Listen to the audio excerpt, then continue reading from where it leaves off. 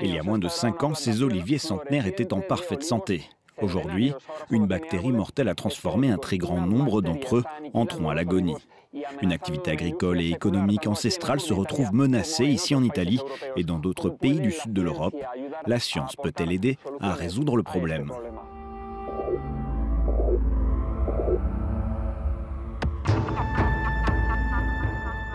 Cette parcelle de 4000 oliviers, détenue depuis près de 5 siècles par la même famille de producteurs d'huile d'olive, offre un spectacle désolant. La faute à une bactérie appelée Xylella fastidiosa qui assache les arbres.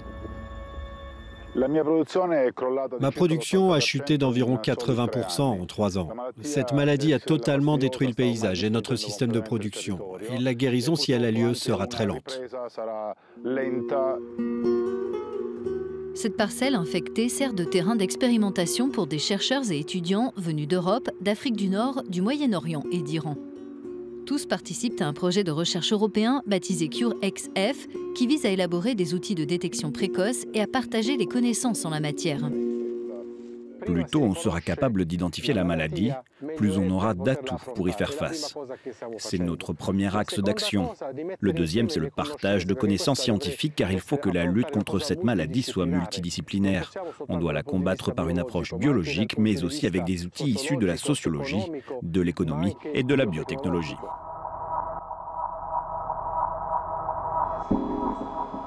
La bactérie se propage par le biais des insectes qui passent d'un arbre à un autre. Avant de définir toute stratégie, les chercheurs devaient d'abord identifier et établir les caractéristiques du pathogène, ce qui a représenté un véritable défi.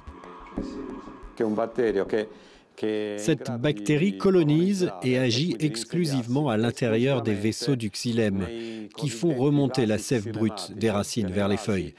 Elle bloque la circulation de l'eau et des sels minéraux dans ces vaisseaux. Tout se passe à l'intérieur de l'arbre, ce qui rend cette maladie difficile à détecter.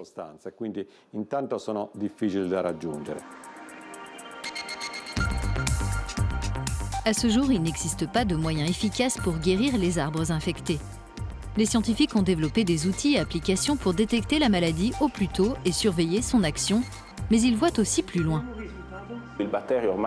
Aujourd'hui, la bactérie est tellement présente dans les zones infectées qu'il n'est plus possible de l'éradiquer. Donc on doit apprendre à vivre avec, et l'une des pistes consiste à développer des plantes résistantes ou qui présentent une sensibilité plus faible à la maladie. Cette serre renferme 23 variétés d'oliviers potentiellement résistants aux pathogènes, tandis que 500 autres font l'objet d'études dans des champs dédiés à l'expérimentation. Les chercheurs disent obtenir de premiers résultats. Nous avons déjà identifié 2 variétés qui sont résistantes à la maladie, le Lecchino et la Favolosa FS17. Mais ce n'est qu'un début, car notre objectif, c'est de trouver davantage de variétés qui soient encore plus résistantes.